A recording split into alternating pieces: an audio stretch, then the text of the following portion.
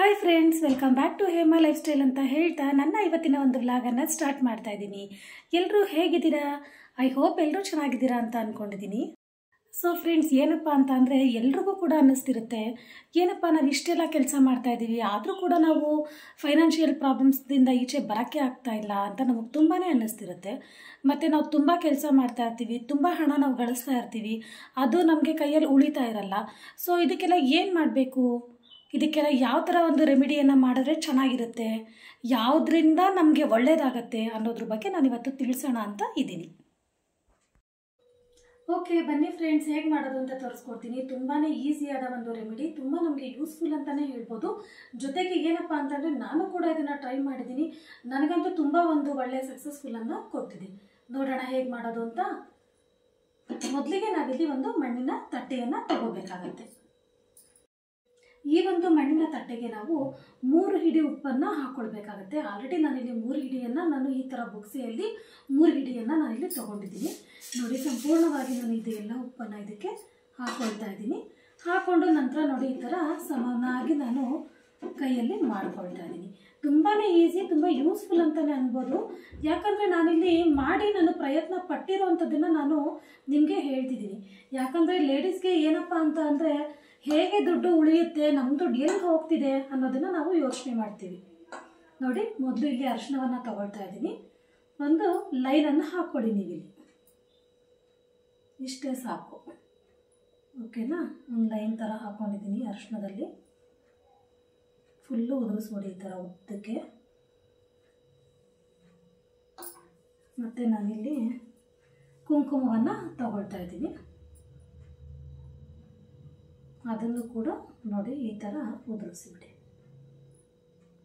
ಇದು ಮಾಡೋದ್ರಿಂದ ಏನಪ್ಪ ಅಂದರೆ ನಾವು ದುಡ್ಡನ್ನು ಎಷ್ಟೇ ಸಂಪಾದನೆ ಮಾಡಲಿ ಅದನ್ನು ಉಳಿಸೋದೇ ನಮಗೆ ಮುಖ್ಯ ಅಲ್ವಾ?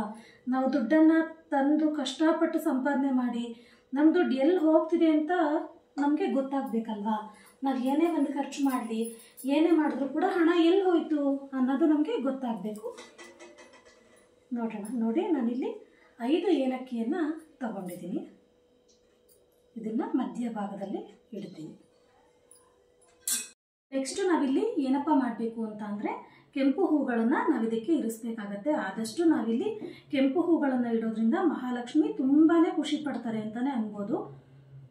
ಕಣಗ್ಲೆ ಹೂವು ಮತ್ತು ತಾವರೆ ಹೂವು ಈ ಥರದನ್ನೆಲ್ಲ ಇಟ್ಕೊಳ್ಳಿ, ತುಂಬಾ ಒಳ್ಳೆಯದು.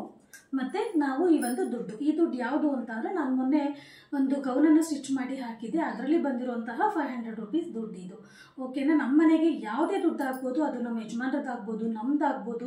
ಆ ದುಡ್ಡು ಬಂದ ತಕ್ಷಣವೇ ನಾವು ಒಂದು ಕೈಕಾಲು ಮುಖ ತೊಳ್ಕೊಂಡು ಇದ್ರ ಮೇಲೆ ಇಟ್ಟುಬಿಟ್ಟು ನಾವು ಪೂಜೆ ಮಾಡಬೇಕಾಗತ್ತೆ. ಏನಂತ ಅಂದರೆ ನಮ್ಮ ಮನೆಯ ದುಡ್ಡು ಅನಾವಶ್ಯಕವಾಗಿ ಖರ್ಚಾಗಬಾರ್ದು, ನಮ್ಮ ಮನೇಲಿ ನೀವು ನೆಲೆಸಿ ಅಂತ ಹೇಳಿ ನಾವು ಮಹಾಲಕ್ಷ್ಮಿಗೆ ಈ ಥರ ಇಟ್ಟುಬಿಟ್ಟು ಕೇಳಿಕೊಂಡು 2 ಗಂಧದ ಕಡ್ಡಿ ಬೆಳಗ್ಬಿಟ್ಟು ಅರ್ಶಿನ ಕುಂಕುಮ ಎಲ್ಲ ಮತ್ತೊಂದು ಟೈಮು ಈ ಥರ ಹಾಕಿ ಹೂವೆಲ್ಲ ಇರಿಸ್ಬಿಟ್ಟು ಕೇಳ್ಕೊಡಿ. ನಮಸ್ತೆ ನಮಸ್ತೆ ತು ಮಹಾಮಾಯೆ ಶ್ರೀಪೀಠೆ ಸುರಪೂಜಿತೆ ಶಂಖಚಕ್ರಗದಾಸ್ತೆ ಮಹಾಲಕ್ಷ್ಮಿ ನಮೋಸ್ತುತೆ.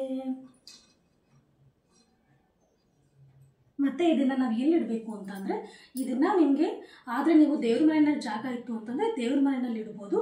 ಇಲ್ಲ ಅಂತ ಅಂದರೆ ನೀವು ಇದನ್ನು ಕೆಲವೊಬ್ಬರು ಕ್ಯಾಶ್ ಬಾಕ್ಸಲ್ಲಿ ಕೂಡ ಇಡ್ತಾರೆ, ಅಲ್ಲಿ ಜಾಗ ಇದ್ದರೆ ನೀವು ಅಲ್ಲಿ ಬೇಕಾದರೂ ಇಡ್ಬೋದು. ಓಕೆನಾ? ನಾನಿವಾಗ ಇದನ್ನು ದೇವ್ರ ಮನೆಯಲ್ಲೇ ಇಡ್ತೀನಿ. ನೋಡಿ, ನಾನು ಇದನ್ನು ದೇವ್ರ ಮನೆಯಲ್ಲೇ ಇಟ್ಟಿದ್ದೀನಿ. ನಂತರ ನಾವಿಲ್ಲಿ ಇದನ್ನು ನಾಳೆ ಬೆಳಗ್ಗೆ ಇದು ದುಡ್ಡನ್ನು ಖರ್ಚು ಮಾಡ್ಬೋದು. ದುಡ್ಡನ್ನು ತೆಗೆಯೋದಕ್ಕೆ ಮುಂಚೆ ನಾವಿಲ್ಲಿ ಒಂದು 5 ರೂಪಾಯಿ ಕಾಯಿನನ್ನು ಆ ಜಾಗದಲ್ಲಿ ಇಡಬೇಕಾಗತ್ತೆ. ಆಮೇಲೆ ನಾವು ಈ 500 ರೂಪಾಯಿ ದುಡ್ಡು ನಾವು ಏನು ಇಟ್ಟಿದ್ದೀವೋ ಅದನ್ನು ನಾವು ತಗೊಂಡು ಧಾರಾಳವಾಗಿ ಖರ್ಚು ಮಾಡ್ಬೋದು. ಮತ್ತು ನಾವು ಇದನ್ನು ಯಾವಾಗೆಲ್ಲ ಮಾಡಬಹುದು ಅಂತ ಅಂದರೆ ಅಮಾವಾಸ್ಯೆ ಹುಣ್ಣಿಮೆ ಹಿಂದಿನ ದಿನ ನಾವು ಇದನ್ನು ರೆಡಿ ಮಾಡಿ ಇಟ್ಕೋಬೇಕಾಗತ್ತೆ. ಮತ್ತು ಶುಕ್ರವಾರ ಮಂಗಳವಾರಗಳಲ್ಲಿ ಯಾವತ್ತೂ ಮಾಡಬಾರ್ದು, ಹಿಂದಿನ ದಿನವೇ ಅದನ್ನು ಕೂಡ ಮಾಡಿಟ್ಕೋಬೋದು. ಮತ್ತು ಮಾಡಿಟ್ಟಿರೋದನ್ನು ಏನು ಮಾಡೋದು ಅಂತ ಕೇಳಿದ್ರೆ, ಆ 5 ಏಲಕ್ಕಿ ಏನಿದೆಯೋ ಅದನ್ನು ತೆಂಗಿನ ಗಿಡಕ್ಕೆ ಹಾಕಿಬಿಡಿ. ಈ 5 ರೂಪಾಯಿ ಕಾಯಿ ನೀವೇನು ಇಟ್ಟಿದ್ದೀರೋ ಅದನ್ನು ಹಾಗೆ ತೊಳೆದು ಎತ್ತಿಟ್ಕೊಡಿ.